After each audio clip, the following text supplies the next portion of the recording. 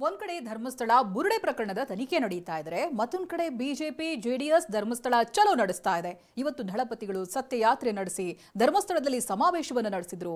ನಾಳೆ ಬಿಜೆಪಿ ಧರ್ಮಸ್ಥಳದ ಪರ ಕಹಳೆ ಮೊಳಗಿಸಲಿದೆ. ಧರ್ಮಸ್ಥಳದ ವಿಚಾರವಾಗಿ ನಡೆಯುತ್ತಿರುವಂತಹ ರಾಜಕೀಯ ಜಟಾಪಟಿ ಹೇಗಿದೆ ತೋರಿಸ್ತೀವಿ ನೋಡಿ.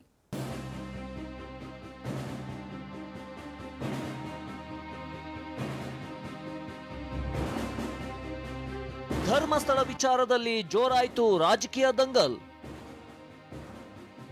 ಇಂದು ಜೆಡಿಎಸ್ನಿಂದ ಸತ್ಯಯಾತ್ರೆ, ನಾಳೆ ಬಿಜೆಪಿ ಸಮಾವೇಶ.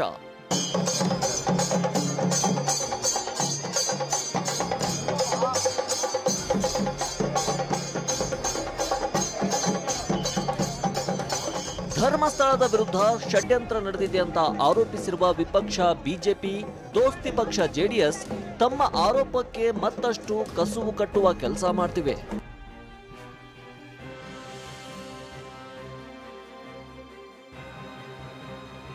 ಧರ್ಮಸ್ಥಳ ವಿರುದ್ಧ ಷಡ್ಯಂತ್ರ ನಡೀತಿದೆ ಅಂತ ಆರೋಪಿಸಿರುವ ದಳಪತಿಗಳು ಇವತ್ತು ಹಾಸನದಿಂದ ಧರ್ಮಸ್ಥಳಕ್ಕೆ ಸತ್ಯಯಾತ್ರೆ ಹಮ್ಮಿಕೊಂಡಿದ್ರು. ಜೆಡಿಎಸ್ ಯುವ ಘಟಕದ ಅಧ್ಯಕ್ಷ ನಿಖಿಲ್ ಕುಮಾರಸ್ವಾಮಿ ನೇತೃತ್ವದಲ್ಲಿ ಬಸ್, ನೂರಾರು ಕಾರುಗಳಲ್ಲಿ ಬೃಹತ್ ಯಾತ್ರೆಯಲ್ಲಿ ಸಾಗಿದ್ರು. ನೇತ್ರಾವತಿ ನದಿ ತೀರದಿಂದ ಮಂಜುನಾಥ ಸ್ವಾಮಿ ದೇಗುಲದವರೆಗೂ ಪಾದಯಾತ್ರೆ ಮಾಡಿದ್ರು. ಇವತ್ತು ಇಡೀ ರಾಜ್ಯ ವ್ಯಾಪ್ತಿಯಿಂದ ನಾವು ನೀವೆಲ್ಲರೂ ಏನು ಸೇರಿದ್ದೇವೆ, ಭಕ್ತಾದಿಗಳಲ್ಲಿ ಇವತ್ತು ನಮ್ಮ ಶ್ರೀ ಕ್ಷೇತ್ರದ ಒಂದು ಧಾರ್ಮಿಕ ಭಾವನೆಗಳಿಗೆ ಧಕ್ಕೆ ಉಂಟಾಗಿರ್ತಕ್ಕಂಥದ್ದು, ನಿಮ್ಮ ಮನಸ್ಸಿನಗಳ ಮೇಲೆ ಯಾವ ರೀತಿ ಒಂದು ನೋವು ಉಂಟಾಗಿದೆ ಅಂತಕ್ಕಂಥ ಒಂದು ಪರಿಕಲ್ಪನೆನೂ ಕೂಡ ಇವತ್ತು ನಾವು ಈ ಸಂದರ್ಭದಲ್ಲಿ ಅದನ್ನು ಆಲೋಚನೆ ಮಾಡಲಿಕ್ಕೆ ಆಗೋದಿಲ್ಲ. ಧರ್ಮಸ್ಥಳದ ಅಮೃತ ವರ್ಷಿಣಿ ಸಭಾಂಗಣದಲ್ಲಿ ದಳಪತಿಗಳು ಬೃಹತ್ ಸಮಾವೇಶ ಹಮ್ಮಿಕೊಂಡಿದ್ರು.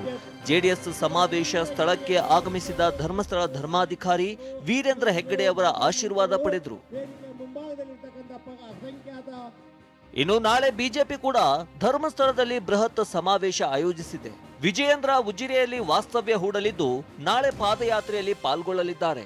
ನಾಳೆ ಎಸ್ಡಿಎಂ ಕಾಲೇಜು ಮೈದಾನದಲ್ಲಿ 1 ಲಕ್ಷ ಜನರನ್ನ ಸೇರಿಸಿ ಸಮಾವೇಶ ನಡೆಸಲಿದೆ.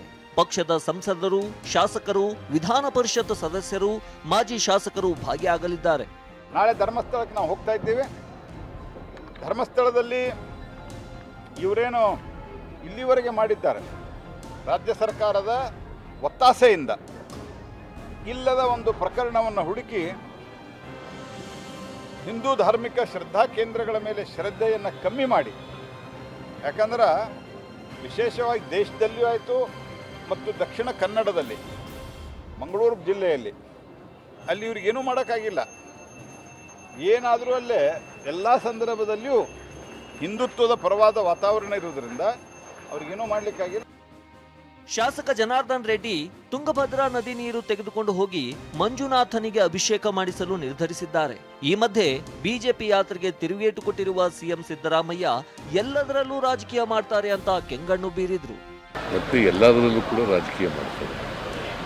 ಬಿಜೆಪಿಯವರಿಗೆ ನೀವು ಬಿಜೆಪಿ ಪರ ಮಾತಾಡಬಾರ್ದು, ಖಂಡಿಸಬೇಕಾಗಿತ್ತು. ಶ್ರೀ ಧರ್ಮಸ್ಥಳದ ಹೆಗ್ಡೆಯವರೇ ಸ್ವಾಗತ ಮಾಡಿದ್ದಾರೆ.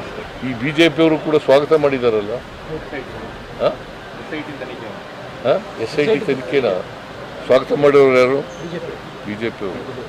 ಶಾಸಕ ಯತ್ನಾಳ್ ಸರ್ಕಾರದ ವಿರುದ್ಧ ಆಕ್ರೋಶ ಹೊರಹಾಕಿದ್ದು SIT ಮಾಡಿರುವುದೇ ಸೋನಿಯಾ ರಾಹುಲ್ ಗಾಂಧಿ ಖುಷಿಗಾಗಿ ಅಂತ ಗುಡುಗಿದ್ರು.